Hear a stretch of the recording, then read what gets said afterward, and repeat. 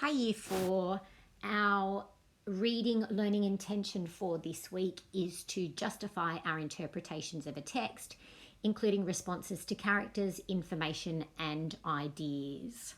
So let's take a moment to break this down and think about what it is that we're going to be doing. I want you to have a think about these two words here. Justify our interpretations. What do you think this might mean?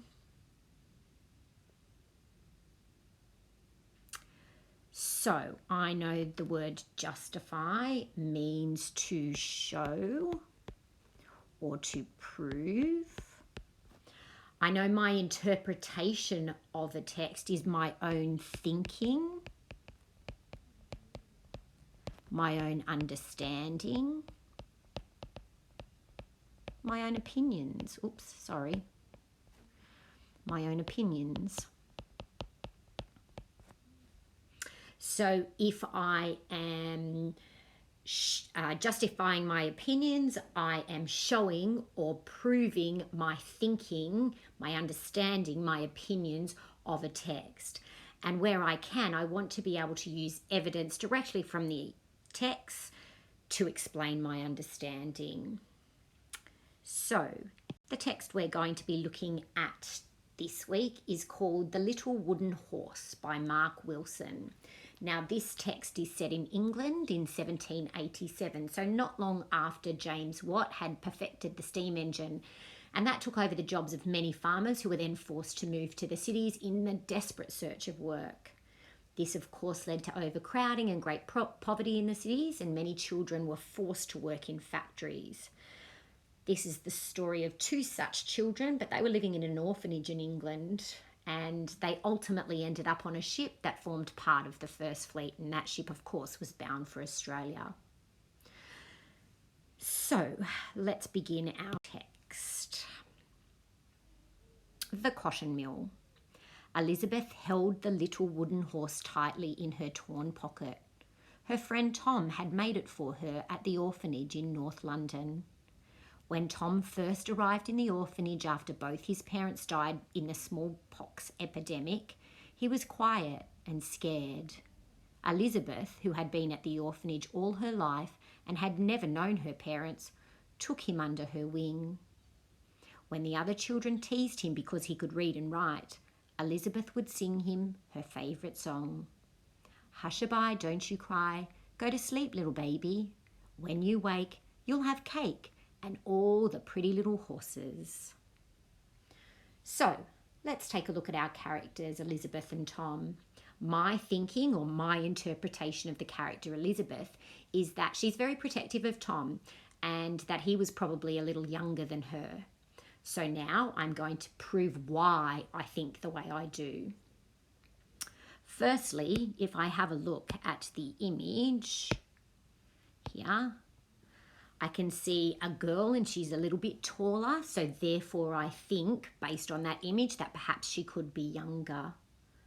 I know too that to take someone under your wing, which is here in the text, when you take someone under your wing, it means you look after them, and that's usually done by someone older.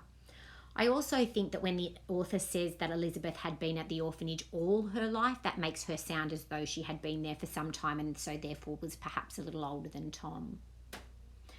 So I have explained what I think and I've proven my thinking using the images as well as the text. One night, as Elizabeth was singing to him, Tom pulled a carved wooden horse from his pocket. "Here, this is for you," he said, gently rubbing the neck of the little horse as he handed it to her. Tom had carved it with a piece of sharpened tin he found near the blacksmith's forge. A blacksmith was a person who used fire to create things out of metal. Now, this was one of those jobs that people did by hand. So again, the introduction of that steam-powered factories and steam-powered machinery meant that these jobs, they just weren't around. His father had been a carpenter, and Tom used to sit on the floor next to him as he worked, and he carved little animals. the wooden horse was beautiful, leaving Elizabeth lost for words. She hugged Tom and whispered, "Time to go to sleep now." Elizabeth and the older children were sent off to work at the cotton mill each morning, well before the sun came up. A cotton mill was a building where wool or yarn or fabric was produced or made, so she was sent off to a building to work, a factory to work. Before they left, she would wait near the horses in the stable. It was her favourite moment of the day. She was especially fond of Millie, an old draft horse, and would whisper goodbye to her each morning. So building on my thinking of our characters, I know that Elizabeth was treated as somewhat of a slave. She was only a child, but she was forced to get up at such an early hour of the day to start work. This isn't something a child would do now, nor should they ever want to.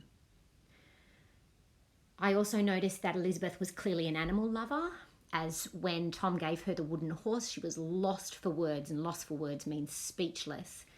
The text then tells us that her favourite time of the day was when she got to see the animals in the morning, and that was really early. So that being her favourite time of the day, despite being sent off to a job she probably didn't want to go to, suggests that her love of animals.